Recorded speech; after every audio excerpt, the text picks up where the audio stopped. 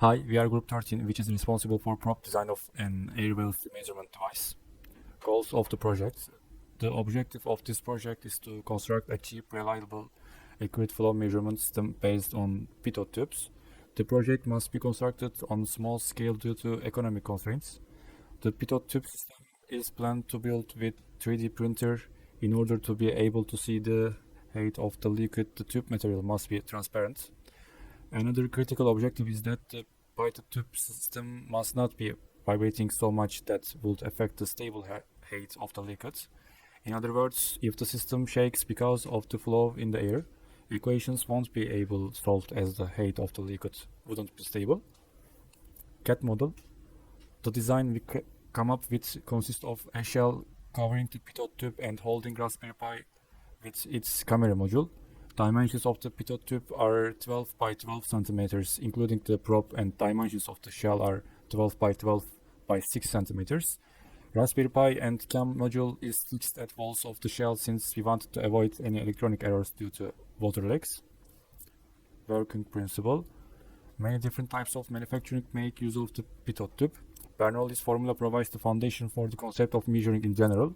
The air stops moving entirely at the front of the pitot tube, which is oriented towards the wind. As a result, the pressure there is indicative of the global pressure.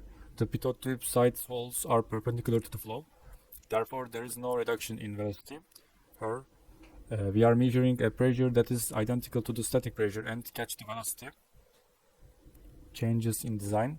In this presentation, we want to start with comparing our new design to older prototype. In our new design, we did use a similar design to Prandtl tube that is called NPL tube, and which can be seen as a technical drawing or three-dimensional model in figures. This design is also used for subsonic flows at companies like NASA.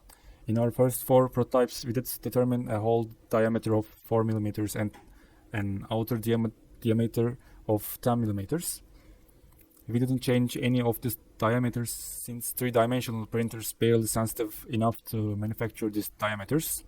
Changing our design to NPL resulted in having a larger pitot tube and increased the design's max liquid level size, which is shown at the figure on the right with red area.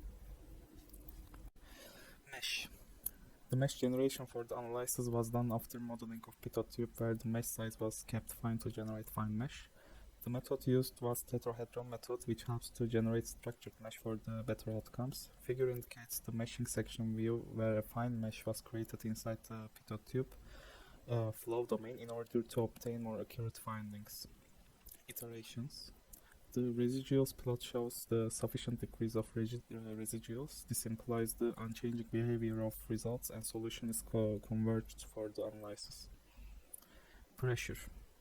The pressure contour analysis shows the pressure at different locations of the domain when the velocity of air was introduced at the speed of 10 meters per second. The inlet of pitot tube has orange graphic, which has a value around 24,000 Pascal, where the following section of the tube has a red color, which has a value around 28,000 Pascal. This implies the increase in pressure. At the inlet region, fluid was suddenly stopped, which changed the kinetic energy of the fluid to the pressure energy, increasing the pressure inside the tube. The trading section of the tube was exposed to the surrounding, which has the velocity of 10 meters per second and considerably higher pressure than the inlet section of the pitot tube. Turbulence. Path lines are the lines traveled by inertially buoyant particles with the fluid motion. Path lines are excellent tool for visualization of complex three-dimensional flows. Path line can be colored by temperature, pressure, or velocity. In our case, path lines are colored by pressure values. When we compare the results on path lines, we can clearly see that initial design path lines are far more desired than the older prototype. In fluid dynamics, turbulent kinetic energy is the mean kinetic energy per unit mass associated with the eddies in turbulent flow.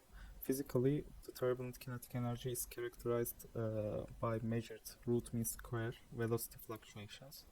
This graphic of turbulence kinetic energy shows that the tube is not creating turbulence in the lower portion of the tube, shown in blue graphics. It has higher intensity of turbulence in the top part of the probe, shown by green color. The flow inside the tube has some turbulent kinetic energy initially during the inlet of the air inside the pitot tube, which is then became stable for the rest of the flow inside the tube.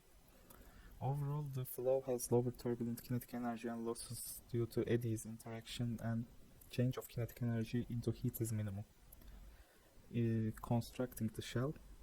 For constructing the shell, we bought plexiglass sheet with diameters of 70 centimeters by 50 centimeters with the thickness of 5 millimeters. We did bring this product to machine shop and completed the procedure of laser cutting to get the desired shape. Laser cutting process can be seen in the figure on the right. Thank you.